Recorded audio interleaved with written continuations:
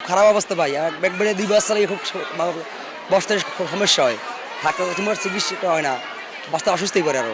একবারে 4-5 জন করে থাকতে হয়, আর খুবই বিরক্তকর। যারা আমাদের সিস্টারদের কাছে গেলে তারা বেশি কেয়ার করে না। প্রচুর পরিমাণে পানীয় পান করবেন এবং যতদূর সম্ভব সাদা রঙের পাতলা কাপড় চোপড় আপনারা পরিধান করবেন। বরিশাল শের-ই-বাংলা মেডিকেল কলেজ হাসপাতালের শিশু ওয়ার্ডের চিত্র এটি। নির্ধারিত ৩৫টি বেড থাকলেও চিকিৎসা নিচ্ছেন ১০০-র অধিক শিশু। চাপ সামলাতে একই বিছানায় রাখা হচ্ছে ৩ জনকে।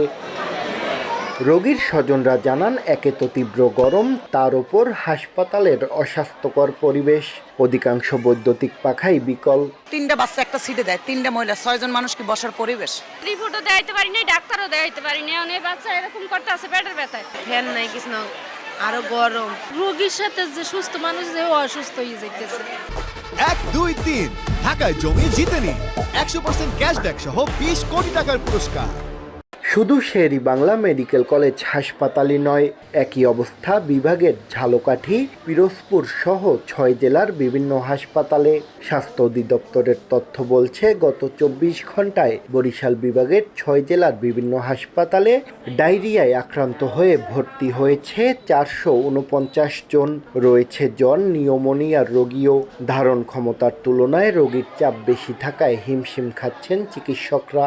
সদর হাসপাতাল, এটা 100 সদর একটা হাসপাতাল, এখানে আমাদের রোগী সংখ্যা 290। অনেক সময় দ্বিগুণ তো বেশ বটেই, আমাদের অনেক সময় দ্বিগুণের বেশি রোগী আমাদেরকে ভর্তি রাখতে হয়।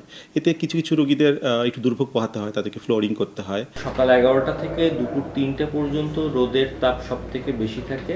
এই সময়টা বাইরে বেরোনো একদমই পরিহার করতে হবে।